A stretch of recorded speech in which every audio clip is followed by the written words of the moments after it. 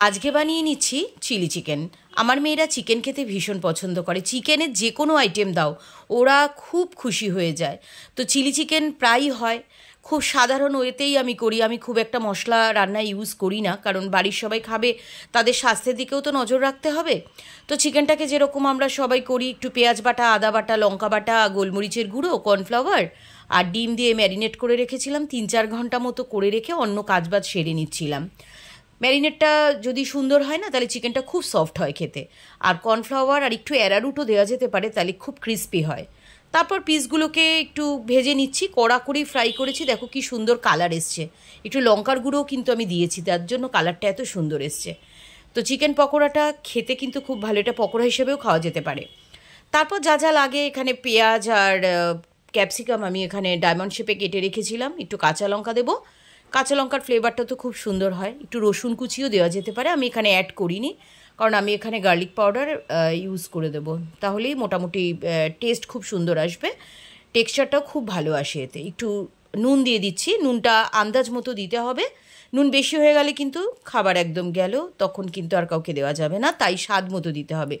2 রকমের সস আমি এখানে ইউজ করছি, কারণ খুব একটা বেশি সস আমি দেবো না, কারণ বাচ্চারা খাবে, তাদের স্বাস্থ্যের দিকেও তো আমাকে নজর রাখতে হবে। এবার ক্যাপসিকাম, লঙ্কা আর পেঁয়াজটাকে হালকা করে ভেজে নিচ্ছি, খুব একটা কড়া করে কিন্তু আমি ভাজবো না, তাতে ক্যাপসিকামের টেস্ট নষ্ট হয়ে যাবে, গন্ধটাও নষ্ট হয়ে যাবে। এবার আমি মিশিয়ে রাখা সসটা এর সাথে অ্যাড করে দিচ্ছি। এই রকম রান্না কিন্তু বাড়িতে আমরা রোজই করতে পারি, বিভিন্ন রকমভাবে করতে পারি, কারণ একঘেয়েমি থেকে দূর হওয়ার জন্য না মাঝে মধ্যে একটু অন্যরকম করা কিন্তু খুব দরকার। কালারটা কি সুন্দর এসছে দেখছো। এবার এর মধ্যে আমি কর্নস্টার্চ দিয়ে দিলাম, কিছুই না, জাস্ট 1 কাপ জলের মধ্যে 2 চামচ মতো কর্নফ্লাওয়ার গুলে রেখেছিলাম, দিয়েছি। তো এখানে 1 চামচও দিয়ে দেওয়া যেতে পারে, যে যেরকম কোয়ান্টিটিতে গ্রেভিটা রাখবে সেই অনুযায়ী এখানে অ্যাড করতে হবে। আমি 2 চামচ মতো দিয়েছি, কারণ বেশি দিলে আবার আঠালো ভাবটা বেশি হয়ে যাবে। এবার ওটা বয়েল হয়ে গেলে, মানে ফুটে উঠলে, ওর মধ্যে ভেজে রাখা পকোড়াগুলোকে দিয়ে দেবো। দিয়ে আর কিছুই করার নেই, 1 মিনিট মতো কুক করব, খুব একটা বেশি কুক করার দরকার নেই।